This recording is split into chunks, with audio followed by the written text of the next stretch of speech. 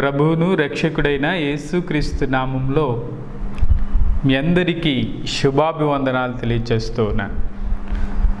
మరొక పునరుద్ధానపు ఆదివారమున మనం ఈ విధంగా చేరి దేవుని మహింపరచడానికి దేవుడిచ్చిన ఈ మంచి సమయాన్ని బట్టి నేను దేవుని స్తుతిస్తూ ఉన్నాను. అవును, ఇంకా ప్రతికూల పరిస్థితుల్లో ఉన్నాం. ఎవరి గృహాల్లో వారు ఉండి దేవుని మహింపరచడానికి దేవుడిచ్చిన ఈ సమయాన్ని బట్టి దేవుని స్తుతిద్దాం. అయితే మీరు శ్రద్ధగా ఈ ఆరాధనలో పాల్గొనాలని ప్రభుపేట మీకు తెలియజేస్తూ ఉన్నాను. అందరూ తలలు ఉంచుదాం, కళ్ళు మూసుకుందాం, ప్రార్థనలో ఏకీభవిద్దాం. కృపగల తండ్రి, దయగలిగినటువంటి దేవా, నీకు వందనాలు స్తుతులు చెల్లిస్తూ ఉన్నాం. దేవా, మరొక శ్రేష్టమైన దినం మీరు మాకు అనుగ్రహించినందుకై స్తోత్రాలు. ఈ పునరుద్ధానపు యొక్క ఆరాధనలో దేవా, ఆరంభం మొదలుకొని మీ కూడిక ముగించేంత వరకు మీ ప్రసన్నత మాతో ఉంచండి అయ్యా. అవును, ఎక్కడైతే ఇద్దరు లేక ముగ్గురు ఏకీభవిస్తారో వారి మధ్యలో ఉంటాన్న తండ్రి, మాతో మీరుండండి, మా గృహాల్లో మీరుండండి, నీ మాటల చేత మమ్మల్ని బలపరచండి. ఈ దినం దేవా, ఆత్మతో సత్యముతో ఆరాధించటానికి మీరే సహాయము చేయమని ప్రార్థిస్తూ ఉన్నాను.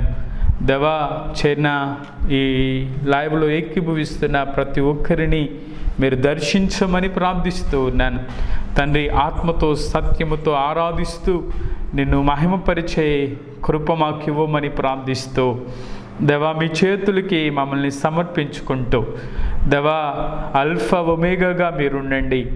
దేవా, మీరే ఆది అంతము తోడుగా ఉండి నడిపించమని దేవా, మీ చేతులకి మమ్మల్ని సమర్పించుకుంటూ ఏదైనా ఆశీర్వాదము చేత దేవా, మీ సన్నిధిలో దేవా గడిపే కృపను మాకు అనుగ్రహించి బలపరచమని, మీరే మాకు తోడుగా ఉండి నడిపించమని యేసు నామములో ప్రార్థన చేసి ప్రారంభిస్తూ ఉన్నాము తండ్రి.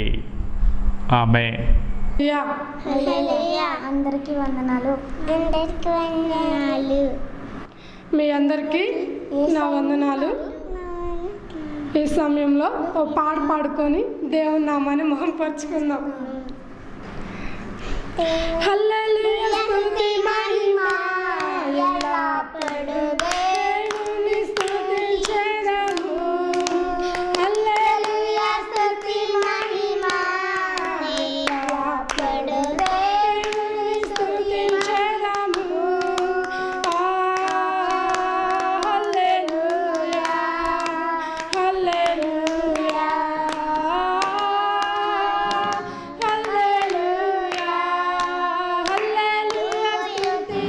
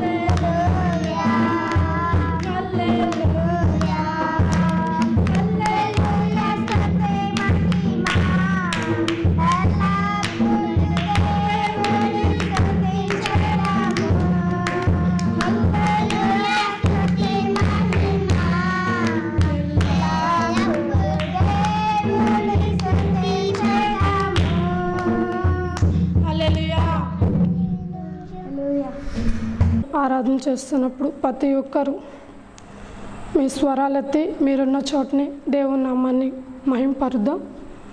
మహోన్నతుడా నీకు వందనాలు, స్తుతులు, స్తోత్రాలు చెల్లిస్తున్నాను ప్రభా. అయ్యా, ఇంతవరకు కూడా మీరు మాతో ఉండి మమ్మల్ని నడిపిస్తున్న విధానాన్ని బట్టి నీకు వందనాలు ప్రభా. అయ్యా, నేను ఆరాధించబోతుండగానే నేను మహింపరచబోతుండగా ప్రభా, నీ ఆత్మ మా మధ్య మీరు నింపండి ప్రభా, నీకు వందనాలు. అయా, నీ ఆత్మను మాలో నింపండి ప్రభా, నీకు వందనాలు. మా హృదయపూర్వకంగా ప్రభా నేను ఆరాధించడానికి, నిన్ను మహింపరచడానికి ప్రభా మీరు మాకు ఇస్తున్న ఉన్నతమైన సమయాన్ని బట్టి నీకు వందనాలు ప్రభా. స్తోత్రం, స్తోత్రం, స్తోత్రం, స్తోత్రం.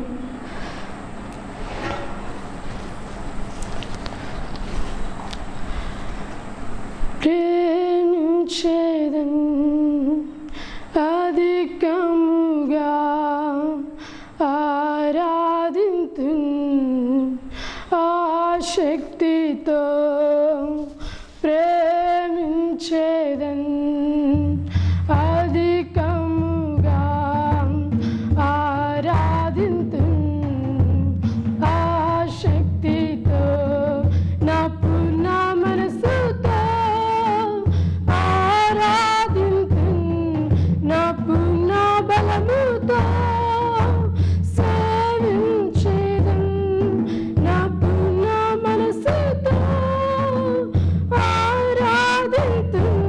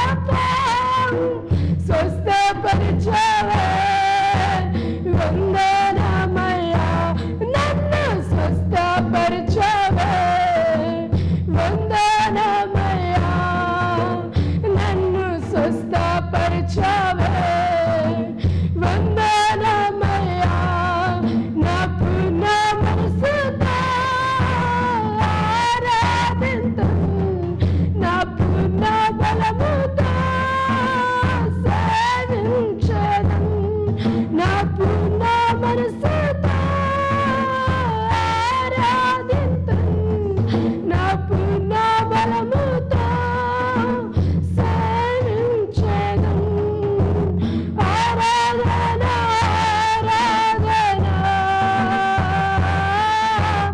ఆరాధన ఆరాధన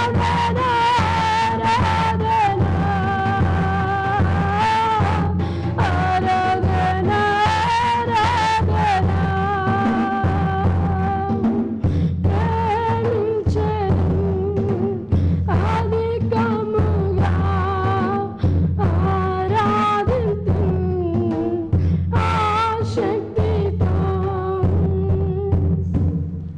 అవును ప్రభా అయా ప్రేమించేదము యేసు రాజ్యానికి వందనాలు ప్రభా అయా శక్తితో నిన్ను ఆరాధించే బిడ్డలుగా నాయన మమ్మల్ని మీరు చేయండి ప్రభా నీకు వందనాలు నాయన ఓ ఆరాధన నీకే నాయన మా స్తుతి ఆరాధన నీకే ప్రభా నీకు వందనాలు నాయన వేవేల దూతలతో ప్రభా అయా నిత్యము కొనియాడబడుతున్నటువంటి దేవానికి స్తోత్రాలు స్తోత్రాలు నాయన అయా మమ్మల్ని స్వస్థపరిచినటువంటి దేవానికి స్తోత్రం యెహోవా రఫాగా ప్రభా అయా మమ్మల్ని మీరు తాకి స్వస్థపరుస్తున్నందుకే నీకు వందనాలు ప్రభా అయా ఎటువంటి బలహీనత ప్రభా అయా ఎటువంటిది అనారోగ్యమైన ప్రభా మా దగ్గర చేరకుండా ప్రభా నీ రెక్కల చాటున ప్రభా అయా నీ పరిశుద్ధమైన రెక్కల చాటున ప్రభా అయా మీరు మమ్మల్ని కాచి భద్రపరుస్తున్నందుకే నీకు స్తోత్రాలు ప్రభా అయా అయా ఈ వైరస్ నుంచి ప్రభా అయా మీరు విడిపించండి నాయనా నీకు వందనాలు ప్రభా అయా ఇదిగో ప్రభా యేసు నామములో మీరు ఆజ్ఞాపించగా ప్రభా అయా అది వెళ్ళిపోతుంది ప్రభా ఒక్కసారి నాయన నీ మాట సెలవివ్వండి ప్రభా ఒక్కసారి మీరు మాట సెలవివ్వండి నాయన దాని బారిని ప్రభా ఎంతమంది బలహీనలు అవుతున్నారో ప్రభా ఒక్కసారి మీరు జ్ఞాపకం చేసుకోండి నాయన అయా ఒక్కసారి మీరు బిడ్డలు మీరు దర్శించండి ప్రభా నీకు వందనాలు అయా ఏమిచ్చి నీ రుణం మేము చెల్లించలేం కానీ ప్రభా అనుదినము నీ సన్నిధిలో చేరి నేను స్తుతించేటువంటి భాగ్యము నాయన ఓ గొప్ప ధన్యత మాకు ఇస్తున్నందుకే నీకు వందనాలు ప్రభా ఇంతవరకు కూడా నాయన నీ నామాన్ని మహింపరచడానికి ప్రారంభ ప్రార్థన మొదలుకొని ప్రభా అయా నిన్ను ఆరాధించి నేను మహింపరిచేంతవరకు కూడా మీరు మాకు తోడుగా ఉన్నారు నాయన అయా నీ దాసుడు ఒక పరిచయలోకి వెళ్ళబోతుండగా నాయన అయా మీరు మాతో మాట్లాడండి ప్రభా ఈ దినము ఏ వాక్యం మా కొరకు మీరు సిద్ధపరిచించారో అయా ఆశతో మేము ఎదురు చూస్తుండగా నాయన ఆశగల ప్రాణాన్ని నువ్వు తృప్తిపరిచేటువంటి దేవుడు నీ వాక్యము ద్వారా ప్రభా మీరు మమ్మల్ని తృప్తిపరచండి ఓ నాయనా అయా ఈ సమయంలో దారి తప్పిపోయే వారంగా ఉంటున్నామేమో ఒక్కసారి ప్రభా నీ వాక్యం ద్వారా మీరు మాతో మాట్లాడండి ఎన్ని ఆటంకాలు వస్తున్నప్పటికీ ఓ ఎన్ని బలహీనతలు వస్తున్నప్పటికీ వాటన్నిటిని జయిస్తూ నీ నామంలో నేను స్తుతించి నేను మహింపరిచేంత వరకు కూడా నీ కృపాని క్షేమము మా వెంట ఉంచి బలపరచమని యేసు నామమున అడిగి వేడుకొంచు ఈ స్తుతి అర్పణ అర్పిస్తున్నాము తండ్రి ఆమేన్ ఆమేన్. ఇజ్దలో దేవునికి మహిమ కలుగునుగాక. దేవుడు మనకిచ్చిన ఈ శ్రేష్టమైన సమయాన్ని బట్టి దేవుని మహింపరుద్దాం. శ్రద్ధగా వాక్యాన్ని వింటున్నారు కదూ. దేవుని సన్నిధిలో మనం ఎంతగా శ్రద్ధగా దేవుని మాటలు వింటూ ఉంటామో అలాగే ఈరోజు ఈ వర్తమానం దేవుడు మనకు అందిస్తూ ఉండగా దేవుని ఆత్మచేత నడిపించబడి ఈరోజు మనకు అవసరమైన మాటల కొరకు దేవుని సన్నిధిలో కనిపెడుతూ ఉన్నప్పుడు దేవుడిచ్చిన ఆ మాటలు మీకు అందించడానికి ఈరోజు నేను నిలబడుతూ ఉన్నాను. కాబట్టి దేవుడు మనతో మాట్లాడతాడు. నాతో మాట్లాడు ప్రభువా, నీవు సిద్ధపడి ఉన్నావా? నీవు సిద్ధపడి ఉంటే ఆయన తప్పక నీతో మాట్లాడునుగాక. కాబట్టి పరిశుద్ధ గ్రంథాన్ని దగ్గర పెట్టుకోండి. మనం దేవుని సన్నిధిలో ఎలా ధ్యానిస్తూ ఉన్నామో, ఎలా అయితే వాక్యాన్ని చదువుతూ అలాగే వాక్యాన్ని శ్రద్ధగా వింటామో, అలాగే మీ గృహాల్లో కూడా తప్పక వాక్యాన్ని శ్రద్ధగా వినండి. అలాగే ఈ సందేశాన్ని పూర్తిగా వినండి. అప్పుడే ఆ యొక్క వాక్యం మీకు అర్థమవుతుంది. ఏదో కొంత సమయం చూసి వెళ్ళిపోదాం అనుకోవద్దు. దేవుని సన్నిధిలో అలా విడిచి వెళ్తామా? వెళ్ళం కదా. కాబట్టి తప్పకుండా మీరు పూర్తిగా ఈ వాక్యాన్ని వినండి. దేవుడు మీతో మాట్లాడి మిమ్మల్ని తృప్తిపరచునుగాక. ఆమె. సరే, ఈరోజు దేవుని వాక్యాన్ని ధ్యానం చేద్దాం. ఈరోజు దేవుడు మన కొరకు సిద్ధపరిచిన మాటలు వినడానికి మనం సిద్ధపడదాం. ఈరోజు నా అంశం ఏంటి అంటే విధేయతలో పరిపూర్ణత. మనం విధేయత ఎప్పుడైతే చూపిస్తామో అప్పుడే విజయాన్ని చూడగలం. అలాగే అవిధేయతలో అపాయాలు కూడా ఎన్నో కలుగుతూ ఉంటాయి.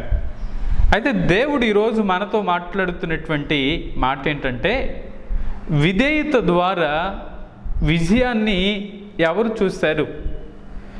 విధేయత చూపించినప్పుడు వారి జీవితాల్లో ఎలా విజయాలు చూడగలిగారో కొన్ని విషయాలు మనం ఈరోజు ధ్యానం చేద్దాం.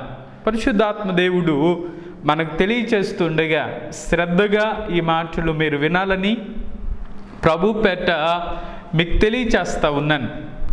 ప్రియ దేవుని బిడ్డలారా, ఒకరోజు థామస్ ఆల్వా ఎడిసన్ అనేటువంటి ఒక వ్యక్తి మనకు తెలుసు.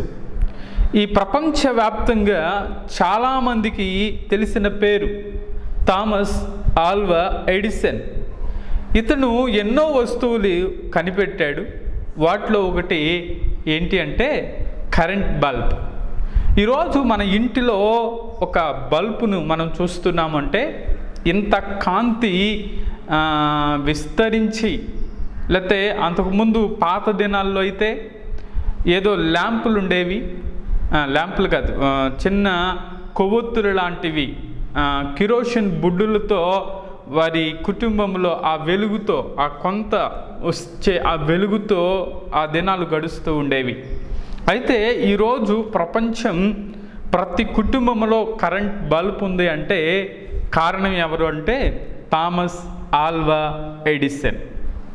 తన జీవితాన్ని మనం పరిశీలించినట్లయితే అతడు 1847 సంవత్సరంలో కెనడాలో ఒక వ్యాపారస్తుని కుటుంబంలో పుట్టాడు. బాల్యంలో ఇతనికి విషజ్వరం వచ్చింది. ఆ విషజ్వరంతో చనిపోవలసినటువంటి వ్యక్తి. అయితే ఆ తల్లి ప్రార్థన ద్వారా దేవుని కృప వల్ల ఈ థామస్ ఆల్వా ఎడిసన్ బ్రతికాడు. అయితే ఆ విషజ్వరం వలన అతడు తన వినికిడిని కోల్పోయాడు. విద్యాభ్యాసం కూడా అంత మంచిగా ఏమీ సాగిపోలేదు, మందకోడిగానే సాగింది. యవ్వన ప్రాయంలో వాళ్ళ నాన్న వ్యాపారం చేస్తూ తీవ్రమైనటువంటి నష్టం కలిగి చాలా నష్టాల్లో కూరుకుపోయారు. పని దొరకటం కూడా కష్టమైపోయింది. చాలా ప్రతికూల పరిస్థితులు. అతని యొక్క జీవితంలో ఎలాంటి పరిస్థితులు అంటే చిత్తు కాగితాలు ఏరుకోవడానికి వెళ్ళాడు. కూరగాయలు లేకపోతే న్యూస్ పేపర్లు అమ్మటం, ఇలాంటివి అనేకమైనటువంటి పనులు చేశాడు. ఒకరోజు రైల్లో న్యూస్ పేపర్ అమ్ముతూ ఉన్నప్పుడు రైలు యొక్క ప్యాంటీ కార్ వంట చేసి ఆహారం సిద్ధపరిచేటువంటి ఆ యొక్క పని దగ్గర చేరాడు. ఆ పని దగ్గర చేరటమే కాకుండా అక్కడ ఒక రైలు యొక్క డ్రైవర్ ఏదో ఒక ప్రయోగం చేస్తూ ఇదిగో ఒక పనిముట్టుని నువ్వు పట్టుకుని ఉండు అని చెప్పి థామస్ ఆల్వా ఎడిసన్కి చెప్పాడు. ఎప్పుడైతే ఆ పనిముట్టు పట్టుకోమని చెప్పాడో ఆ పనిముట్టుని అలాగే పట్టుకుని చాలా సమయం పట్టుకునే ఉన్నాడు. అది ఎంతవరకు పట్టుకున్నాడంటే కొన్ని గంటలు అలాగే పట్టుకుని ఉన్నాడు. ఎప్పుడైతే అలా పట్టుకుని ఉన్నాడో ఆ డ్రైవర్, ఆ ట్రైన్ యొక్క డ్రైవర్ అతను చూచి ఆశ్చర్యపోయాడు. ఏం ఆశ్చర్యపోయాడంటే ఇతడు ఒక పని చెప్పినప్పుడు ఆ పనికి విధేయత చూపించాడు. ఆ విధేయత ఏం చేసిందంటే తనని ఆ వ్యక్తిని ప్రోత్సహించాలి అని ఆ యొక్క ట్రైన్ డ్రైవర్ అనుకున్నాడు. ఎప్పుడైతే అలా అనుకున్నాడో థామస్ ఆల్వా ఎడిసన్ని పిలిచి, ఇదిగో నీవు ఏది చేయడానికైనా సమర్థుడివే, నీకున్న లోపాన్ని బట్టి నీవేవి నిరుత్సాహపడ అవసరం లేదు, నీకున్న వచ్చిన ఈ పరిస్థితిని బట్టి ఎప్పుడు నిరుత్సాహపడొద్దు అని చెప్పి అతన్ని ప్రోత్సహించి సైన్స్ నేర్చుకోవటం, సైన్స్ గురించినటువంటి అవగాహన నేను తెలియచేస్తానని చెప్పి ఒక ల్యాబ్లోనికి తీసుకువెళ్ళి అతన్ని ఆ ప్రయోగశాలలోనికి తీసుకువెళ్ళటం జరిగింది. అలా తీసుకువెళ్ళినటువంటి ఆ యొక్క ట్రైన్ డ్రైవర్ ఆయన ఏదో ప్రయోగాలు చేస్తూ ఉన్నప్పుడు థామస్ ఆల్వా ఎడిసన్కి కూడా కొన్ని పనులు చెప్పి ఇలా చేయిస్తూ ఉండేవాడు. కొంతకాలం అయిన తరువాత ఆ యొక్క వ్యక్తి ఒక పరికరాన్ని కనిపెట్టడానికి దేవుడు ఒక సాధనంగా థామస్ ఆల్వా ఎడిసన్ని వాడుకున్నాడు. కారణం ఏంటో చెప్పమంటారా? థామస్ ఆల్వా ఎడిసన్ ఒక పని చెప్పినప్పుడు ఆ పనికి విధేయత చూపించాడు. ఆ విధేయత అతన్ని ఒక ప్రయోజకునిగా మార్చింది. అందుకనే మన జీవితాల్లో కూడా విధేయత ద్వారే దేవుడు మనలను ప్రయోజనమైన వారిగా మారుస్తాడు. మనం విధేయత చూపించకపోతే మన జీవితాలు ప్రయోజనకరంగా మార్చబడవు. కాబట్టి ఒక సామాన్యమైనటువంటి వ్యక్తి అసామాన్యమైనటువంటి వ్యక్తిగా మార్చబడాలి అంటే ఏం చేయాలంటే విధేయత చూపించాలి. మనకు తెలుసు బైబిల్ గ్రంథంలో చాలామంది విధేయత చూపించారు. ఎంతమంది విధేయత చూపించారో మనకు తెలుసు.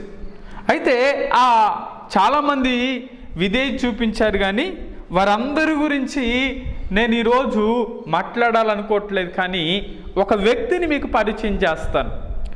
చూడండి, ఆ వ్యక్తి ఎవరు అంటే అబ్రహాము. ఆదికాండం 12వ అధ్యాయం మొదటి వాక్యాన్ని మనం చదివితే అక్కడ రాయబడుతున్నటువంటి మాటలు మనకి సుపరిచితమైనటువంటి మాటలే. యెహోవా, నీవు లేచి నీ దేశము నుండి, నీ బంధువుల యొద్ద నుండి, నీ తండ్రి ఇంటి నుండి బయలుదేరి నేను నీకు చూపించు దేశమునకు వెళ్ళుము. అబ్రహాముతో దేవుడు చెప్తున్నటువంటి మాట ఏమంటున్నాడంటే, నేను చూపించే దేశానికి నువ్వు వెళ్ళు. ఈ మాట చెప్పినప్పుడు అబ్రహాము ఏం చేయలేదంటే మరలా తిరిగి ప్రశ్నించని విధేయత. మనమైతే ఇదిగో నువ్వు లేచి అక్కడికి వెళ్ళు అంటే ఎందుకు వెళ్ళాలి, అసలు నేను ఎందుకు వెళ్ళాలి, నేను ఎందుకు నా కుటుంబాన్ని విడిచిపెట్టాలి, నేను ఎందుకు నా బంధువులు విడిచిపెట్టాలి, నేను అసలు ఎందుకు వెళ్ళాలి అని ముందుగానే ప్రశ్నిస్తూ ఉంటాం. అయితే అబ్రహాము ప్రశ్నించలేదు. అందుకనే అబ్రహాంతో దేవుడు అన్నప్పుడు నీ దేశాన్ని విడిచిపెట్టు, నీ బంధువులను విడిచిపెట్టు, నేను చూపించే దేశానికి వెళ్ళు అన్నప్పుడు అబ్రహాము ఏం చేశాడంటే విధేయత చూపించాడు. అందుకనే ఈ మాటలో అబ్రహాములో ఉన్న విధేయతలో ఉన్న కొన్ని ఎలాంటి విధేయత చూపించాడో కొన్ని విషయాలు ఈరోజు మనం నేర్చుకుందాం. అబ్రహాములో మొదటి విధేయత ఎలాంటి విధేయత అంటే ప్రశ్నించని విధేయత. చెప్పండి, ఎలాంటి విధేయత? ప్రశ్నించని విధేయత. అతడు తిరిగి ప్రశ్నించలేదు. ఏమని ప్రశ్నించలేదు అనంటే, నేను ఎక్కడికి వెళ్ళాలి, నేను ఎందుకు వెళ్ళాలి, అసలు నేను ఈ ప్రాంతాన్ని ఎందుకు విడవాలి అని దేవునిని అబ్రహాము ప్రశ్నించలేదు. ఈరోజు దేవుడు ఇదిగో నువ్వు అక్కడికి వెళ్ళు అని అంటే మనమైతే ప్రశ్నిస్తాం. ఏమని ప్రశ్నిస్తాం? ఎందుకు వెళ్ళాలి అని ప్రశ్నిస్తాం, ఎందుకు చేయాలి అని ప్రశ్నిస్తాం, అసలు నేను ఎందుకు విడిచిపెట్టాలి అని ప్రశ్నించేటువంటి రోజుల్లో మనం ఉన్నాం. ఆనాడు అబ్రహాము ఆశీర్వాదకరంగా మార్చబడడానికి ఒకే ఒక కారణం తన విధేయత. ఆ విధేయతలో కూడా ఎలాంటి విధేయత అంటే, దేవుని మాటకు లోబడ్డాడు, దేవుని మాటకు విధేయత చూపించాడు, దేవుని మాట ప్రకారం అతడు ముందుకు వెళ్ళినట్లుగా మనం చూస్తాం. అందుకనే ఈ యొక్క మాటలో ప్రశ్నించని విధేయత. మనలో ఏ విధేయత ఉండాలంటే ప్రశ్నించకూడదు, దేవుని ప్రశ్నించకూడదు. నా జీవితంలో ఈ శ్రమలు ఎందుకు అనుమతించారు ప్రభువా, నా జీవితంలో ఈ కష్టాన్ని ఎందుకు అనుమతించారు ప్రభువా అని మనం ప్రశ్నించకూడదు. ఒకరోజు ఒక యవన బిడ్డ తన స్టడీని ముగించుకుని ఒక ఉద్యోగంలో చేరింది. ఆ ఉద్యోగంలో చేరిన ఒక నెల తరువాత కొన్ని కారణాలను బట్టి ఆ ఉద్యోగం ఆ టీచర్గా జాయిన్ అయింది. జాయిన్ అయినటువంటి ఒక కొన్ని దినాల తర్వాత ఆ ఉద్యోగంలో నుంచి ఆ బిడ్డను తీసివేశారు. ఆ బిడ్డను తీసివేసిన తర్వాత చాలా నిరుత్సాహపడింది. ఎందుకంటే తను చదువుకోవడానికి ఎంతో ఖర్చు అయింది. తల్లిదండ్రులు చూస్తే పని చేయలేనటువంటి వారు, నేనే కొంత కష్టపడి వారిని పోషించాల్సినటువంటి పరిస్థితి కదా అని చెప్పి ఆ బిడ్డ చాలా బాధపడుతూ దేవుని సన్నిధిలో ప్రార్థన చేస్తూ ఉంది. అయినా దేవుని సన్నిధిలో ఏం చెప్పిందో తెలుసా? ప్రభువా, ఈ ఉద్యోగం పోయింది, అయినా నీకు స్తోత్రం అని చెప్పి దేవుని ప్రశ్నించలేదు, దేవుణ్ణి అడగలేదు. నా ఉద్యోగం ఎందుకు పోయింది అని ఆ యవన బిడ్డ అడగలేదు. దేవుని సన్నిధిలో ప్రార్థిస్తూ ఉంది. 2 దినాల తరువాత 3వ రోజు ఆ పక్కనే ఉన్న ఒక సిస్టర్ వచ్చి తన స్థితి తెలుసు, ఉద్యోగం పోయింది అని చెప్పి ఆమె ఒక సలహా ఇచ్చింది. ఇదిగో ఈ ప్రక్కనే ఒక పెద్ద కాలేజ్ ఉంది, ఆ కాలేజీలో ఒక టీచర్గా ఒక లెక్చరర్గా పనిచేయడానికి ఒక ఖాళీ పోస్ట్ ఉంది, అయితే నీవు వారి దగ్గరికి వెళ్ళి కనుక్కోవచ్చు కదా అని ఒక చిన్న సలహా ఇచ్చింది. ఎప్పుడైతే ఆ సలహా ఇచ్చిందో ఆమె వెనువెంటనే ఏం చేసిందంటే ఆమె చెప్పిన మాటకు విధేయత చూపించి అక్కడికి వెళ్ళింది. అంతకుముందు దాకా అక్కడ ఒక చక్కని చాలా అనుభవం కలిగినటువంటి ఒక లెక్చరర్ అక్కడ పనిచేస్తూ ఉండేవాడు. అయితే ఆయన కొన్ని కారణాలను బట్టి ఆ ప్రాంతంలో నుంచి వేరే ఊరికి వెళ్ళిపోయారు. అయితే ఆ పోస్ట్ ఖాళీగా ఉంది. ఎప్పుడైతే ఆమె ఆ యవన బిడ్డ అక్కడికి వెళ్ళి అడిగిందో అక్కడ ఉన్నటువంటి ఆ యొక్క సార్ ఆ బిడ్డను ఆహ్వానించాడు. ఈమె ఆ ఉద్యోగానికి ఏమైతే అవసరమో ఆ స్టడీ అంతా కూడా ఈమె చేసి ఉంది. ఆ చక్కగా ఆ లెక్చరర్ పోస్ట్కి ఈమె అర్హతలన్నీ ఏమైతే కావాలో అవన్నీ కూడా ఈ బిడ్డ దగ్గర ఉన్నాయి. ఎప్పుడైతే అక్కడికి వెళ్ళి అడిగిందో నెక్స్ట్ డే నువ్వు జాయిన్ అవ్వచ్చమ్మా అని అక్కడ ఉన్నటువంటి సార్ గారు చెప్పారు. గమనించండి, ఆమెలో ఉన్న ఒక చక్కని లక్షణం ఏంటంటే దేవునిని ప్రశ్నించలేదు. నా ఉద్యోగం ఎందుకు పోయింది అని ప్రశ్నించలేదు. నా ఉద్యోగం ఎందుకు పోయింది అని ప్రశ్నించి ఉన్నట్లయితే ఈ చక్కని ఉద్యోగం ఆమె జీవితంలో వచ్చి ఉండేది కాదేమో. ఈరోజు మన జీవితాల్లో కూడా కొన్ని శ్రమలు వచ్చినప్పుడు, కొన్ని కష్టాలు ఎదురవుతున్నప్పుడు, అయ్యా ఎందుకు మా జీవితంలో ఇవి జరిగాయి, ఎందుకు ఇవి అనుమతించబడ్డాయి అని మనం ప్రశ్నించకూడదు. ఎప్పుడైతే ప్రశ్నించకుండా ఉంటామో అప్పుడు దేవుడు మన జీవితాల్లో గొప్ప కార్యాలు చేస్తాడు, ఉన్నతమైన కార్యాలు చేస్తాడు. ఈరోజు ఒకవేళ ఏదైనా మనం ప్రతికూల పరిస్థితుల్లోనే ఉండొచ్చు, అయినా దేవునికి విధేయత చూపించగలిగితే, అయినా దేవుని మీద ఆధారపడగలిగితే, అయినా దేవుని మీద ఆనుకోగలిగితే తప్పకుండా ఒకరోజు ఆ విధేయత ద్వారా, ప్రశ్నించని విధేయత ద్వారా ఒక గొప్ప కార్యాన్ని మనం చూడగలము అని ఒక సేవకునిగా మీకు తెలియచేస్తా ఉన్నా. అందుకనే అబ్రహాము జీవితంలో కూడా ఎలాంటి విధేయత చూపించాడంటే ప్రశ్నించలేదు. ప్రశ్నించలేని విధేయత. ఎలాంటి విధేయత? ప్రశ్నించలేదు. ఎందుకు ప్రభువా మేము వెళ్ళాలి, ఎందుకు ఈ ప్రాంతాన్ని విడవాలి, ఎందుకు మేము అక్కడికి వెళ్ళాలి అని ఏ మాత్రము కూడా అబ్రహాము ప్రశ్నించలేదు. వెళ్ళు అన్నాడు. అబ్రహాము విధేయత చూపించి అక్కడికి వెళ్ళాడు. దేవుని ఆశీర్వాదాన్ని అబ్రహాము పొందుకున్నాడు.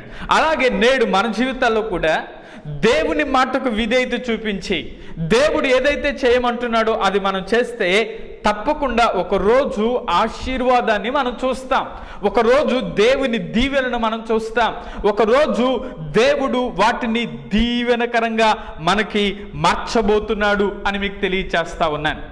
అంత మాత్రమే కాదు, అబ్రహాము జీవితంలో ఎలాంటి విధేయత చూపించాడంటే ప్రశ్నించని విధేయత. రెండవ విధేయత ఎలాంటిది అంటే సాహసపూరితమైనటువంటి విధేయత. ఇది 13వ అధ్యాయంలో మనం గమనిస్తాం. అబ్రహాము బేతేలికి హాయి అనేటువంటి ప్రాంతానికి మధ్యలో నివసిస్తూ ఉన్నాడు. అబ్రహాముకి అలాగే అక్కడ ఉన్నటువంటి లోతు యొక్క పనివారికి కొన్ని విభేదాలు వచ్చాయి. అంత మాత్రమే కాదు, అబ్రహాము దీవెనకరంగానే ఉన్నాడు, లోతు కూడా దీవెనకరంగానే ఉన్నాడు. వీరిద్దరి యొక్క ఆశీర్వాదాన్ని బట్టి ఇద్దరు ఒక చోట ఉండటం అనేది కొంత ప్రతికూలతగా ఉన్నటువంటి కారణాన్ని బట్టి నీవు కోరుకో అన్నప్పుడు లోతు ఏం కోరుకున్నాడంటే పచ్చని పొలాలైనటువంటి సొదొమను కోరుకుని వెళ్ళినట్లుగా మనం చూస్తాం. ఆదికాండం 13వ అధ్యాయం 17వ వాక్యంలో నీవు లేచి ఈ దేశం యొక్క పొడుగును వెడల్పును దానిలో సంచరించుము, అది నీకిచ్చేదనని అబ్రాముతో చెప్పాను. అప్పుడు అబ్రాము తన గుడారము తీసి హెబ్రోన్లోనున్న మమ్రే దగ్గరనున్న సింధూర వృక్ష వనములో దిగి అక్కడ యెహోవాకు బలిపీఠము కట్టాను. దేవుడు చెప్పాడు. ఏం చెప్పాడంటే, ముందేమో వీరి అబ్రహాముకి లోతుకి పనివారి మధ్య కొన్ని గొడవలు రావటం వలన నువ్వు కోరుకో అన్నాడు. కోరుకో అన్నప్పుడు లోతు కోరుకున్నాడు. ఏం కోరుకున్నాడంటే చక్కని పచ్చని పొలాలైనటువంటి సొదొమను కోరుకుని వెళ్ళిపోయిన తర్వాత దేవుని యొక్క ప్రత్యక్షత కొరకు అబ్రహాము ఎదురు చూస్తూ ఉన్నాడు. దేవుని ప్రత్యక్షత కొరకు అబ్రహాము ఎదురు చూస్తూ ఉన్నప్పుడు అక్కడ రాయబడుతున్నటువంటి మాట మనం ఇందాక చదువుకున్నాం. ఏమని? నీవు లేచి ఈ దేశం యొక్క వెడల్పు పొడుగు నువ్వు ఎంతవరకు నడవగలవో అంతవరకు సంచరించు, అది నీకు ఇస్తాను. ఏది? ఒక సాహసపూరితమైనటువంటి, నువ్వు ఎంతగా వెళ్తావో అదంతా కూడా హెబ్రోన్లోనున్న మమ్రే దగ్గర ఆ సింధూర వృక్ష వనమును నీకిస్తాను అని దేవుడు మాట్లాడాడు. గమనించండి, ఈ మాటల్లో సాహసపూరితమైనటువంటి విధేయత. దేవుని మాటకు లోబడి అక్కడ దేవుడు ఎక్కడైతే ఉండమన్నాడో అక్కడ ఉన్నాడు అబ్రాము. అంత మాత్రమే కాదు, ఎక్కడైతే ఉన్నాడో అక్కడ ఒక బలిపీఠాన్ని కట్టాడు. బలిపీఠము కట్టాడు అంటే దేవునితో సంబంధాన్ని కలిగి ఉన్నాడు, దేవునితో సన్నిహితంగా ఉన్నాడు, దేవునితో ప్రతిరోజు మాట్లాడుతూ ఉన్నాడు, ప్రతిరోజు దేవునితో కలిసి తమ జీవన విధానాన్ని ముందుకు సాగిస్తున్నట్లుగా మనం చూస్తాం. కాబట్టి ఈరోజు మన జీవితాల్లో దేవునికి మనము కూడా దేవుడు ఎక్కడైతే ఉండమంటున్నాడో అక్కడ మనం ఉండగలిగితే తప్పకుండా మనం దీవెన చేత నింపబడతాం. కాబట్టి ఈరోజు దేవుడు మనతో మాట్లాడుతున్నాడు. ఒకటి, ప్రశ్నించని విధేయత. రెండవది, సాహసపూరితమైనటువంటి విధేయత. దేవుడు ఎక్కడైతే గుడారం వేసుకోమన్నాడో, ఎక్కడైతే నీవు ఉండమన్నాడో అక్కడ ఉండడానికి అబ్రహాము ఇష్టపడినట్లుగా మనం చూస్తూ ఉన్నాం. అలాగే మరొక విధేయత ఎలాంటిదంటే తడువు చేయని విధేయత. అబ్రహాములో మరొక విధేయతను మనం చూస్తే తడువు చేయలేదు. 17వ అధ్యాయంలో 9వ వాక్యాన్ని చదివితే అక్కడ రాస్తా ఉంటాడు. ఏమంటాడంటే, మరియు దేవుడు నీవు మాత్రమే గాక నీ తర్వాత వారి తరములో నీ సంతతియు నా నిబంధనను గైకొనవలెను. నీకును నీ తర్వాత నీ సంతతికి మధ్య మీరు గైకొనవలసిన నా నిబంధన ఏదనగా మీలో ప్రతి మగవాడును సున్నతి పొందవలెను. గమనించండి, ఈ మాటలు రాయబడుతున్నప్పుడు అబ్రహాముకి 99 సంవత్సరాలు. ఎన్ని సంవత్సరాలు? 99 సంవత్సరాలు. ఈ 99 సంవత్సరాల వయసులో దేవుడు మాట్లాడుతూ, నా నిబంధన తరతరములకు నిలుచును, నీవు నీ సంతానం నీ ఇంటివారు సున్నతి పొందవలెను.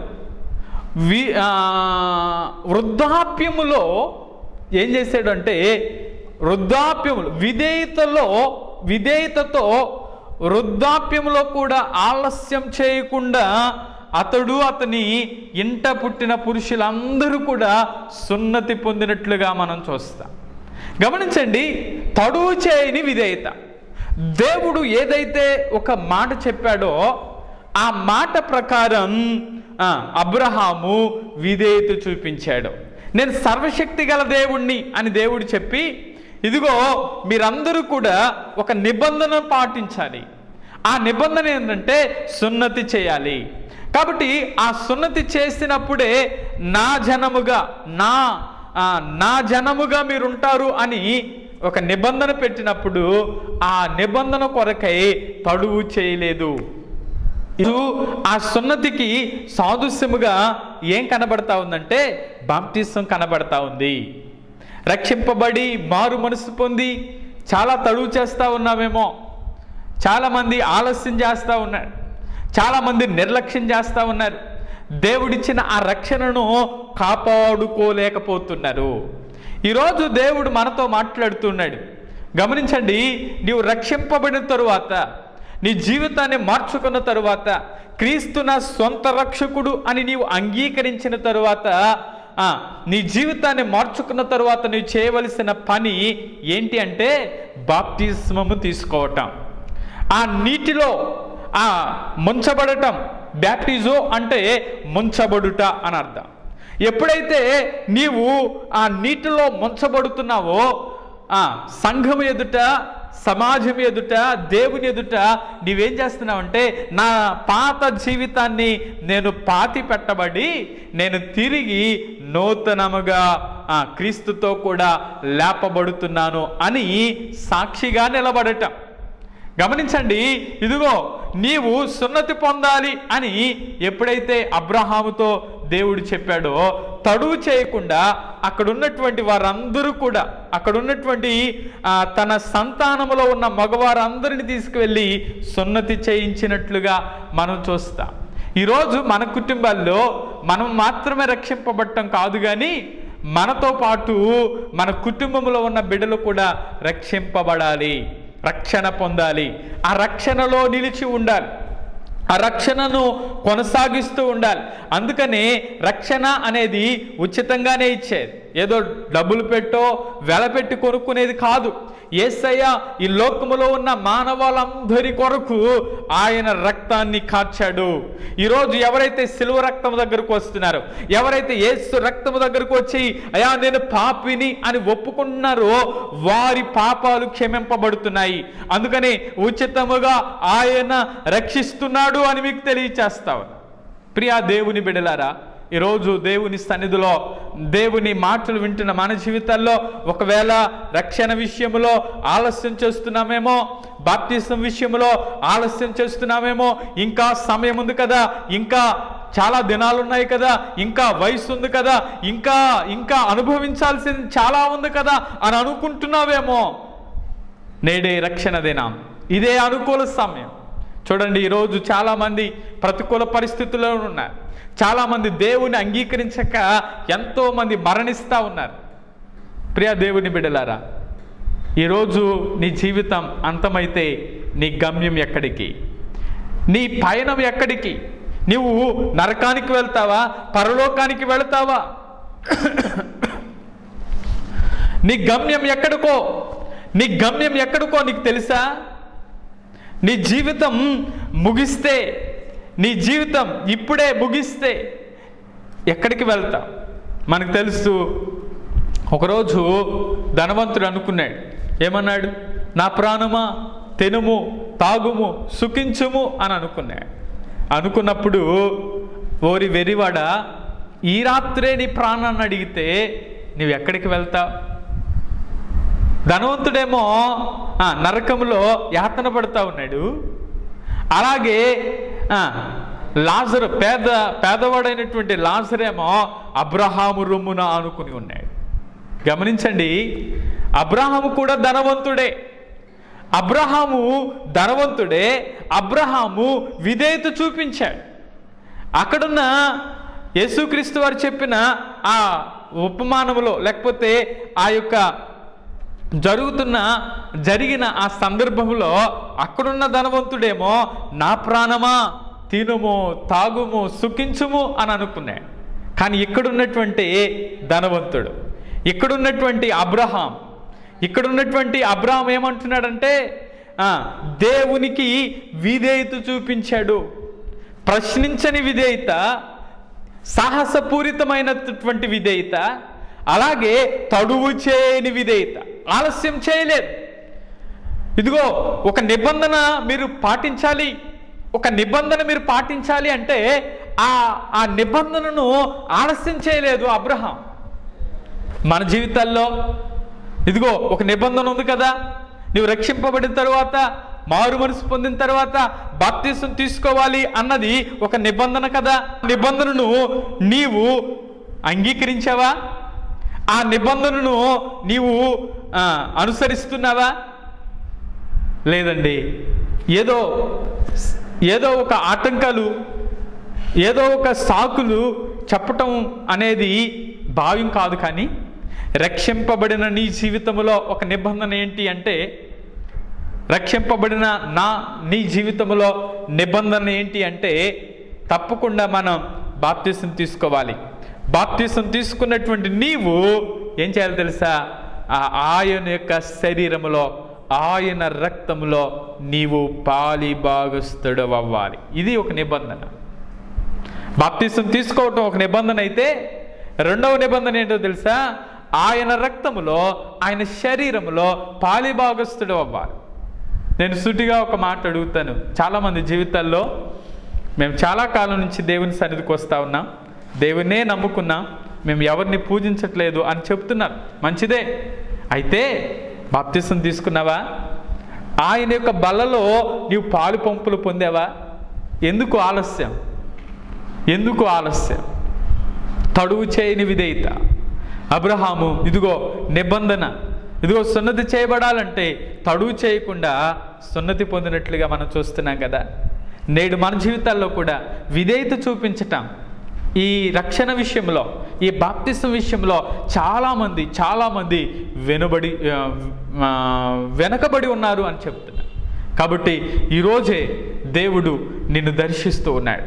ఒకవేళ ఆ నిబంధన విషయంలో, రక్షింపబడిన మన జీవితాల్లో, అలాగే ఇంకా బాప్తిసం కొరకు సిద్ధపడుతున్నటువంటి వారు కొందరున్నారు. అయితే మీరు త్వరగా ఆ రక్షణలో నిలిచి ఉండాలని, ఆ బాప్తిసం కొరకు సిద్ధపడాలని ఒక దేవుని సేవకునిగా మిమ్మల్ని హెచ్చరించి మాట్లాడుతూ ఉన్నాను. ఆలస్యం చేయవద్దు.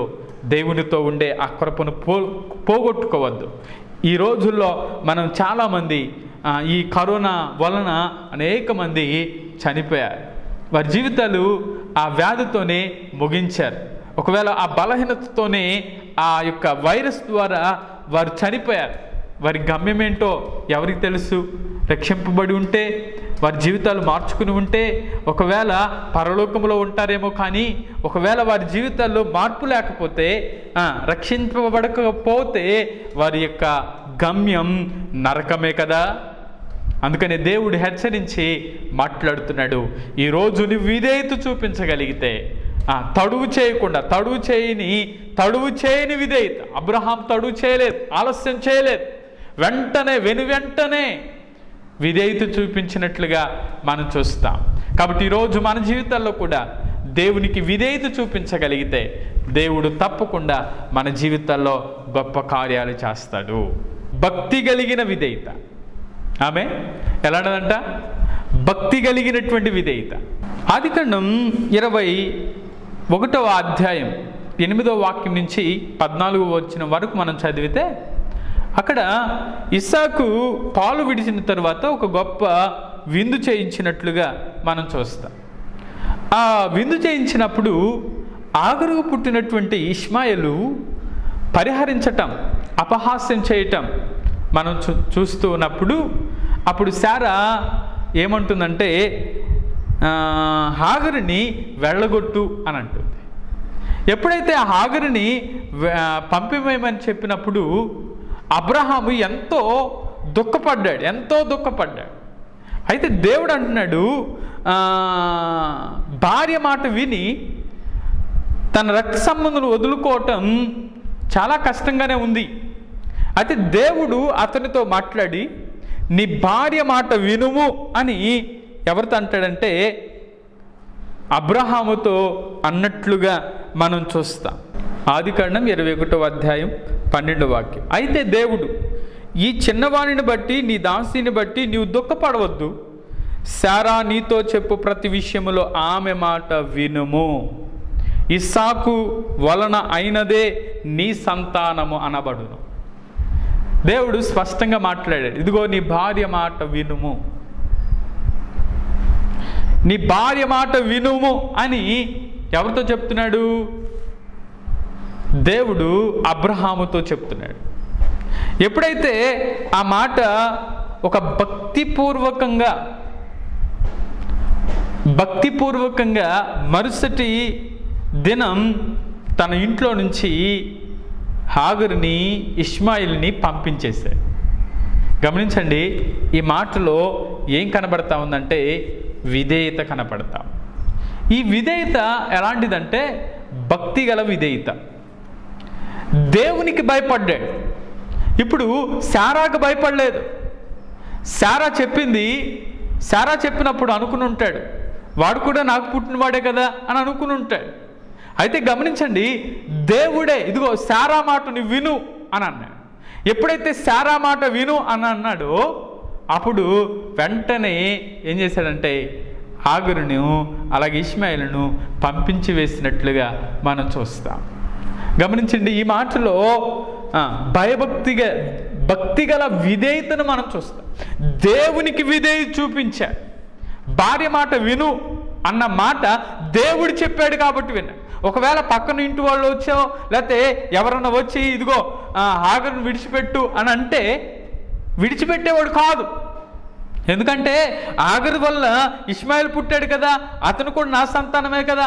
దేవుడు అతన్ని కూడా విడిచిపెట్టలేదు. ఒక జనంగా నేను చేస్తానని చెప్పి ఇష్మాయేలును ఒక జనంగా చేస్తానని చెప్పాడు. మనకు తెలుసు, ఈరోజు వారు కూడా ఒక జనాంగంగా సృష్టింపబడినట్లుగా మనం చూస్తాం. అయితే గమనించండి, ఇక్కడ మనం నేర్చుకోవలసినటువంటి ఒక పాఠం ఏంటంటే విధేయత. దేవుడు ఒక మాట చెప్పినప్పుడు ఆ మాటకు విధేయత చూపించటం. మనకు తెలుసు, యేసుక్రీస్తు వారు పేతురు దగ్గరికి వెళ్ళాడు. పేతురు దగ్గరికి వెళ్ళినప్పుడు అందరూ కూడా ఆ రాత్రంతా కూడా వారు చేపలు పడుతూ చాలా ప్రయాసపడితే వారికి ఒక్క చేప కూడా దొరకలేదు. ఎన్ని చేపలు దొరికాయి? ఒక్కడు కూడా దొరకలేదు. అయ్యా, రాత్రంతా ప్రయాసపడ్డాం, నీ మాట చొప్పున అయినను నీ మాట చొప్పున వల వేస్తున్నాం అన్నారు. ఎప్పుడైతే యేసయ్య మాట చెప్పాడో ఆ మాటకు విధేయత చూపించి వారు వల వేశారో విస్తారమైన చేపలు వారు చూడగలిగారు. విస్తారమైన చేపలు వారు చూశారు. కాబట్టి ఈరోజు వెనువెంటనే విధేయత చూపి దేవుడు ఏదైతే చెప్పాడు, ఇదిగో శారా మాట విను అని అన్నాడా? శారా మాట అబ్రాహాం విన్నాడు, ఆ విధేయత చూపించాడు. కాబట్టే ఆశీర్వాదకరంగా అబ్రహాము మార్చబడ్డాడు. పేతురు కూడా ఆ రోజు దేవుని మాట విని ఆ వల వేశాడు. కాబట్టే మనుషులను పట్టే జాలరుగా దేవుడు చేశాడు. అలాగే నేడు నీ జీవితంలో కూడా దేవుని మాట వినగలిగితే, నీవు దేవునికి విధేయత చూపించగలిగితే, అదే భక్తిగల విధేయత. భక్తి చేయటం, చాలామంది భక్తి చేసే విషయంలో విధేయత చూపించట్లా. దేవుని సన్నిధికి భయపడాలి. అందుకనే దేవుని సన్నిధికి భయపడేటువంటి వారు క్షేమముగా ఉంటారు. కాబట్టి ఈరోజు దేవునికి భయపడుతున్నామా? దేవుని సన్నిధికి భయపడుతున్నామా? దేవుని మాటకు విధేయత చూపిస్తున్నామా? దేవుని సేవకు నోట వచ్చే ఆ మాటకు విధేయత చూపిస్తున్నామా? విధేయత అనేది చాలా ప్రాముఖ్యం. అంతలో భక్తి అనేది కూడా భక్తిగల విధేయత చూపించాలి. అందుకనే అబ్రహాములో భక్తిగల విధేయత మనం చూస్తాం. దేవుని మాటకు విధేయత చూపించాడు. దేవుని మాటకు అబ్రహాము లోబడ్డాడు. ఈరోజు శారా మాట విను అంటే, శారా చెప్పిన ఆ మాట వినాలి అంటే శారా మంచిదే చెప్పింది. ఎందుకు? అక్కడ కలహాలు వచ్చాయి, అక్కడ విభేదాలు వచ్చాయి, అక్కడ కొట్టుకోవటం వచ్చేది, అక్కడ వారు తిట్టుకోవటం వచ్చేది. దూరం చేయమని ఒక మంచి సలహా ఇచ్చింది. అలాగే నేడు మన జీవితాల్లో కూడా దేవుడు ఏదైతే చెప్పాడో ఆ మాట విధేయత చూపిస్తే తప్పకుండా మనం దీవెనకరంగా మార్చబడతాం. ఇక్కడ ఒక మాట చెప్తాను, శారా మాటే వినాలా? శారా మాటే ఎందుకు వినాలి? శారా కూడా ఒక దైవికమైనటువంటి బిడ్డ, దేవునిలో ఎదుగుతున్నటువంటి బిడ్డ. అలాగే నీ జీవితంలో కూడా నీవు దేవుని సన్నిధిలో దేవునితో నీవు ఎదుగుతూ ఉన్నట్లయితే నీ కుటుంబం నీ మాట వింటుంది. నీ మాట వినే విధంగా దేవుడు చేస్తాడు. నీ భర్త నీ మాట వినే విధంగా చేస్తాడు, లేకపోతే నీ కుటుంబం నీ మాట వినే విధంగా చేస్తాడు. ఎప్పుడో తెలుసా? నీవు దేవునికి విధేయత చూపించినప్పుడు. నీవు దేవునికి విధేయత చూపించు, అలాగే నీ కుటుంబం వారు నీ మాటకు విధేయత చూపిస్తా. నీవు ఏదైతే అంటావో అదే ఫైనల్. ఎందుకు ఫైనల్ అవుతుంది? ఎందుకు ఆ మాట ఆమోదం అవుతుంది అంటే నీవు దేవునికి విధేయత చూపిస్తున్నావు కాబట్టి. మన కుటుంబాలు దీవెనకరంగా మార్చబడాలంటే మనము తీసుకోవలసిన సలహా ఏంటో తెలుసా? మనము దేవునికి విధేయత చూపించాలి. నా కుటుంబంలో నాకన్నా పెద్దవాళ్ళు ఉన్నారు, నాకన్నా నేనే మా కుటుంబంలో చిన్నవాడిని. మా కుటుంబంలో నేనే చిన్నవాడిని. నాకు 2 అన్నయ్యలు ఉన్నారు, ఒక అక్క ఉంది, అలాగే నా తల్లిదండ్రులు ఉన్నారు. అలాగే ఇక మా అక్క కుటుంబంలో 2 బామర్దులు ఉన్నారు. వీళ్ళందరిలో నేను ఏ మాట అయితే ఒక మాట ఫైనల్ అంటానో అందరూ నా మాట కోసం ఎదురు చూస్తూ ఉంటారు. నేను ఒక మాట ఇది ఖచ్చితం అన్నానంటే ఫైనల్ అయిపోయినట్లే. కారణం ఏంటంటే నేను దేవునికి విధేయత చూపిస్తా ఉన్నాను, అలాగే నా కుటుంబం నా మాటకు విధేయత చూపిస్తారు. ఆశ్చర్యం కదా? నేనే చిన్నవాడిని. ఈవెన్ నా తల్లిదండ్రులు కూడా కొన్ని విషయాల్లో నన్నే సలహా అడుగుతూ ఉన్నారు. కొన్ని విషయాల్లో వారు నా దగ్గర నేను వారికి సలహా ఇచ్చే స్థితిలో దేవుడు నన్ను ఉంచాడు. నేనేదో గొప్ప చెప్పుకోవాలని నేను ఈ మాటలు చెప్పట్లేదు. కారణం ఏంటంటే భక్తి. మనం దేవుని మాటకు మనం విధేయత చూపిస్తున్నప్పుడు అనేక మంది మనకు విధేయత చూపిస్తారు. మీ కుటుంబం గురించి చెప్పారు పాస్టర్ గారు, మరి సంఘం గురించి ఏం చెప్పలేదు అని అంటారా? సంఘంలో ఉన్న బిడ్డలు కూడా సేవకుని మాటను గౌరవించి దేవుని మాట తెలియచేస్తున్నప్పుడు మీరు కూడా విధేయత చూపిస్తూ ఉన్నారు. అందుని బట్టి నేను ఎంతగానో దేవుని స్తుతిస్తూ ఉంటాను. కాబట్టి ఒక సలహా ఇచ్చే విషయంలోనైనా మనం ముందుకు సాగిపోవడానికి దేవుడిచ్చిన ఈ మంచి బాంధవ్యాన్ని బట్టి, ఆత్మీయతను బట్టి నేను ఎంతగానో దేవుని స్తుతిస్తూ ఉంటాను. కాబట్టి ఈరోజు మనలో ఏం కనపడాలంటే భక్తి. అబ్రహాములో దేవుని మాటకు విధేయత చూపించటంలో భయభక్తులు గలవాడు. నేడు మనం కూడా భయభక్తులు చూపించగలిగితే, ఆ భయభక్తులతో విధేయత చూపించగలిగితే గొప్ప ఆశీర్వాదాన్ని మనం చూడగలం, గొప్ప ఆశీర్వాదాన్ని మనం పొందుకోగలం. చివరిగా మరొక విధేయత ఉంది. ఆ విధేయత ఏంటి అంటే అబ్రహాములో ఉన్న మరొక శ్రేష్టమైన విధేయత అవధులు లేని విధేయత. మనకు తెలుసు 22వ అధ్యాయంలో దేవుడు నీకు ఒక్కగానొక కుమారుణ్ణి నాకివ్వు, నీ కుమారుడు నాకివ్వు అన్నప్పుడు అబ్రహాము వెనువెంటనే విధేయత చూపించినట్లుగా మనం చూస్తాం. ఈరోజు మన జీవితాల్లో ఒకవేళ ఒక కుమారుడు ఉండి ఆ కుమారుడు నాకు ఇవ్వు అని అంటే మనం ఇవ్వగలమా? నీవు ప్రేమించే నీకు ఒక్కగానొక్క కుమారుడైన ఆ ఇస్సాకు నాకు ఇవ్వు అన్నాడు. అవును, అబ్రహాము ఇస్సాకుని ఎంతగా ప్రేమించాడో, ఆ ప్రేమించిన ఇస్సాకే నాకు కావాలి అని అడిగాడు. వెంటనే విధేయత చూపించినట్లుగా, వెంటనే విధేయత చూపించినట్లుగా మనం చూస్తాం కదా. ఆ మోరియా పర్వతం దగ్గరికి వెళ్ళాడు, కట్టెలు చీల్చాడు. కట్టెలు చీల్స్తూ ఉన్నప్పుడు ఎంత వేదనో కదా, ఆ బలిపీఠం కడుతున్నప్పుడు ఎంత వేదనో కదా, ఆ కట్టెలు పేరుస్తున్నప్పుడు ఎంత బాధో కదా. అలాగే ఆ కట్టెలు చీల్చి, ఆ కట్టెలను పేర్చి, ఆ కట్టెలు మోసుకుని వెళ్తే ఒక చేతిలో నిప్పుంది, నెత్తి మీద కట్టెలున్నాయి. వారు మోరియా పర్వతం దగ్గరికి వెళ్ళారు. అక్కడ ఇస్సాకు బాలుడిగా ఉన్నటువంటి ఇస్సాకు అంటాడు, ఇదిగో కట్టెలున్నాయి నాన్న, అలాగే కత్తుంది, అలాగే నిప్పులు కూడా ఉన్నాయి. అయితే గొర్రెపిల్ల ఏది? ఆ గొర్రెపిల్ల ఏది అంటే అబ్రహాము తన నోరు తెరిచి నీవే ఆ గొర్రెపిల్లవి అని చెప్పలే. దేవుడే చూసుకుంటాడు, దేవుడే చూసుకుంటాడు. తన కుమారుని అర్పించటానికి దేవుడు చెప్పిన మాటను వెనుతీయలేదు, ఏమాత్రం సనుక్కోలేదు, ఏమాత్రము కుమారుని కోల్పోవడానికి కూడా ఇష్టపడ్డాడు. సంతోషంగా అర్పించటానికి సంతోషంగా బయలుదేరాడు. ఆ రోజు దేవుని దూత ఆపకపోతే, దేవుని దూత అబ్రహామా అబ్రహామా ఆగు అని అనకపోతే ఏం చేసేవాడు తెలుసా? ఇస్సాకును బలి అర్పించేటువంటి వాడే. గమనించండి, దేవుని పట్ల తనకున్న అవధులు లేని విధేయతను కనపరిచాడు. ఏ విధేయత? అవధులు లేని విధేయత.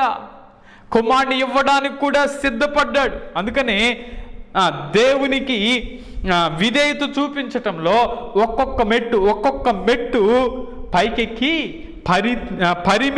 పరిమితిని సాధించి అబ్రహాము దేవునికి విధేయత చూపించటంలో ఒక్కొక్క మెట్టు పైకెక్కాడు. ఆ ఒక్కొక్క మెట్టు పైకెక్కటం అంటే ఒకటి ప్రశ్నించని విధేయత, రెండవది సాహసపూరితమైన విధేయత, మూడవది తడువు చేయని విధేయత, నాలుగవది భక్తి గల విధేయత, ఐదవది అవధులు లేని విధేయత. అందుకని అతడు ఎలా మార్చబడ్డాడు అంటే దేవుడు అతనికి ఒక కొత్త పేరు పెట్టాడు.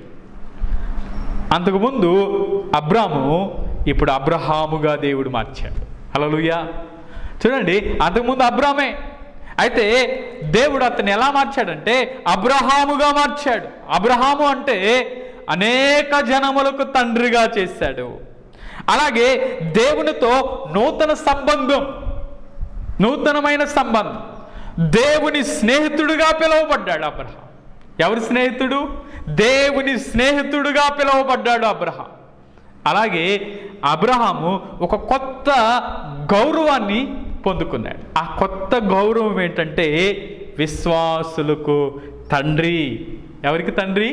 విశ్వాసులకు తండ్రి. అందుకనే ఇంత విధేయత చూపించాడు కాబట్టి, అవధులు లేని విధేయతను చూపించాడు కాబట్టే అనేక జనములకు తండ్రిగా, అలాగే దేవునికి స్నేహితునిగా, అలాగే విశ్వాసులకు తండ్రిగా మార్చబడటం మనం చూస్తాం. ఈరోజు మన జీవితాల్లో మనం ఎలా ఉన్నాం? ఒక సామాన్యమైన వ్యక్తి అసామాన్యమైన వ్యక్తిగా మార్చబడ్డాడు. ఆ అసమానమైన వ్యక్తిగా మార్చబడడానికి కారణం ఒకటే, విధేయత.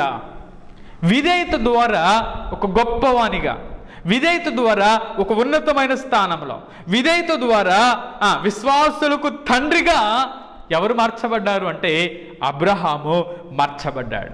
కాబట్టి ఆయన రాజ్యవారసులమైనటువంటి మనము కూడా విధేయత ద్వారా మనం ఎదగాలి, ఒక్కొక్క మెట్టు ఎదగాలి. మన జీవితాల్లో కూడా ఎన్నో పరిస్థితుల్లో మనం వెళ్తున్నప్పుడు దేవునికి విధేయత చూపిస్తున్నామా? ఒకవేళ ఏదైనా కష్టం వచ్చినప్పుడో, ఏదైనా నష్టం వచ్చినప్పుడో, ఏదైనా ఇరుకులు వచ్చినప్పుడో మనం ఇది నాకెందుకు రావాలి, ఈ శ్రమ నాకెందుకు రావాలి, లేకపోతే ఈ కష్టాలు నా కుటుంబంలోనే ఎందుకు జరగాలి అని ప్రశ్నిస్తున్నామేమో. ఒకవేళ ఆ కష్టము వెనుక ఒకవేళ దేవుడు మేలును దాచిపెట్టాడేమో, ఆ శ్రమ వెనుక ఒక ఆశీర్వాదాన్ని దాచిపెట్టాడేమో. కాబట్టి అబ్రహాము ఆశీర్వదింపబడడానికి 25 సంవత్సరాలు ఎదురు చూశాడని మనకు తెలుసు కదా. నేను చూపించు దేశానికి నువ్వు వెళ్ళు, నేను నిన్ను ఆశీర్వదిస్తాను అని చెప్తే వెళ్ళిన తర్వాత 75వ సంవత్సరంలో వెళ్ళాడు. 100వ సంవత్సరంలో ఇస్సాకును పొందుకున్నాడు. అయినా ఇస్సాకు ప్రేమిస్తూ ఉన్నాడు కాబట్టి ఆ కుమారుడు కూడా నాకు ఇవ్వు అంటే అవధులు లేని విధేయతను చూపించాడు కదా. ఈరోజు యేసయ్య దగ్గరికి వస్తున్న మన జీవితాల్లో విధేయత ఎంత చూపిస్తా ఉన్నా? దేవునికి విధేయులమయ్యామా? అలాగే యేసయ్య కూడా తండ్రి అయినటువంటి దేవునికి విధేయత చూపించాడు. శ్రమల వల్ల నేను విధేయత నేర్చుకున్నాను అని చెప్పాడు. ఈరోజు యేసయ్య దగ్గరికి నువ్వు వస్తే యేసయ్య నిన్ను క్షమిస్తాడు, నీ పాపాలను క్షమిస్తాడు, అలాగే నిన్ను పరిశుద్ధపరుస్తాడు, నిన్ను పవిత్రపరుస్తాడు, నీ జీవితాన్ని మారుస్తాడు. అనేక మందికి దీవెనకరంగా దేవుడు మార్చడానికి ఇష్టపడుతున్నాడు. ఆ సిలువ దగ్గరకు వస్తావా? ఒకవేళ ఇంతవరకు దేవునికి అవిధేయతలను జీవిస్తే ఆ సిలువ దగ్గరకు వచ్చి అయ్యా నేను విధేయత చూపిస్తానయ్యా, నేను నీకు లోపడతాను ప్రభు అని నీవు ఒప్పుకుని వాటిని విడిచిపెట్టగలిగితే తప్పకుండా సామాన్యమైన వ్యక్తివే అసామాన్యమైన వ్యక్తిగా దేవుడు నిన్ను మార్చబోతున్నాడు. యేసయ్య దగ్గరికి రా, తడువు చేయని విధేయత. ఒకవేళ ఇంకా ఆలస్యం చేస్తున్నావేమో, నేడే రక్షణ దినం, నేడే అనుకూల సమయం ఉండగానే, దీపం ఉండగానే మన ఇళ్ళు చక్క పెట్టుకోవాలి. దీపం ఆరిపోయిన తరువాత మన జీవితంలో ఏమీ చేయలేం. కాబట్టి నేడు అనే సమయం ఉండగానే నీవు రక్షింపబడి మారు మనసు పొంది బాప్తిసం తీసుకుని ఆయనతో కలిసి జీవించటానికి సిద్ధపడాలని ప్రభు పేట మీకు తెలియచేస్తా ఉన్నాను. కాబట్టి ఈరోజు ఒక సామాన్యమైన వ్యక్తి అసామాన్యమైన వ్యక్తిగా, ఒక సామాన్యమైనటువంటి వ్యక్తి అనేక జనములకు తండ్రిగా, ఒక సామాన్యమైనటువంటి వ్యక్తి ఒక దేవుని స్నేహితునిగా, ఒక సామాన్యమైనటువంటి వ్యక్తి విశ్వాసులకు తండ్రిగా మార్చబడడానికి విధేయతే కారణం. అందుకని అబ్రహాములో ఉన్న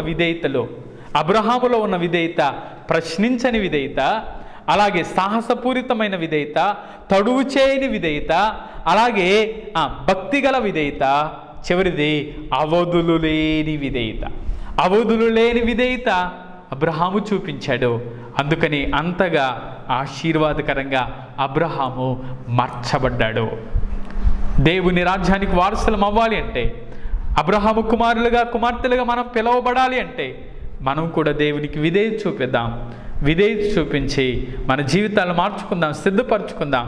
అటువంటి కృప దేవుడు మనందరికీ దయచేయునుగాక. ఆమేన్. కళ్ళు మూసుకుందాం, ప్రార్థన చేద్దాం. కృపగల తండ్రి, దయగలిగినటువంటి దేవానికి వందనాలు.